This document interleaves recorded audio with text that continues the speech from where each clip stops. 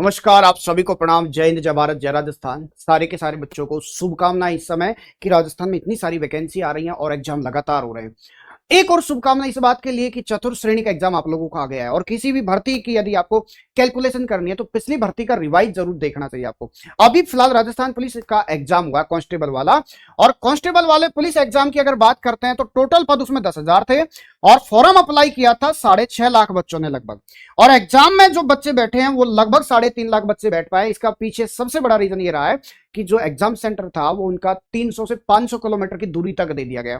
जितनी भी लड़कियां थी उनको भी 500 किलोमीटर दे दिया गया, लड़कों को भी 500 किलोमीटर दूर फेंका गया। इसी वजह से ज्यादातर बच्चे एग्जाम तक नहीं पहुंच पाए। कुछ बच्चे देरी की वजह से पहुंचे तो वो एग्जाम में नहीं बैठ पाए।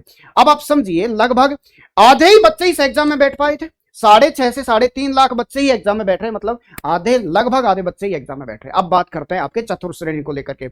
चतुर्थ श्रेणी में आपके पदों की बात करते हैं तो 53,749 लगभग फॉर्म भरे गए आपके 24 लाख। और इसमें एग्जाम में जो बच्चे बैठेंगे ना, फॉर्म तो सबने भर दिया, जो तैयारी कर रहा है नहीं कर रहा है सबने भर दिया। जिसकी 18 साल आयु हुई उसने फॉर्म भर दिया। इसके पीछे रीजन ये रहा क्योंकि राजस्थान पुलिस जो है ये सीईटी पर आधारित है और आपके चतुर्थ श्रेणी ये नॉन सीईटी पर आधारित है। तो सीईटी वाले जो थे उनकी संख्या वैसे ही कम है, इसलिए ज्यादातर बच्चे राजस्थान पुलिस का फॉर्म नहीं भर पाए। लेकिन चतुर्थ श्रेणी में जिसने 10वीं पिछले 10 साल पहले भी पास किए, 15 साल पहले पास किया ना, उसने भर दिया।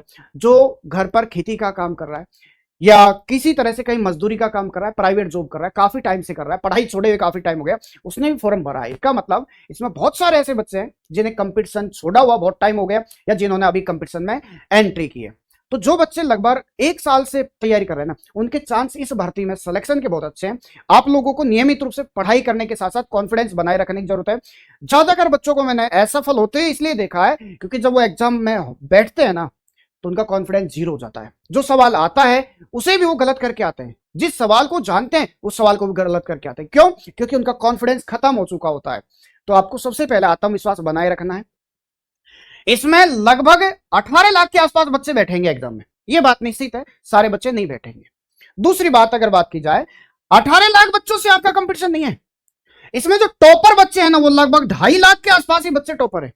और पद कितने हैं आपके? 53,749। मतलब एक पद के लिए 5 से 6 बच्चों के बीच में कंपटीशन है। आपकी टक्कर 5 से 6 बच्चों के बीच में है।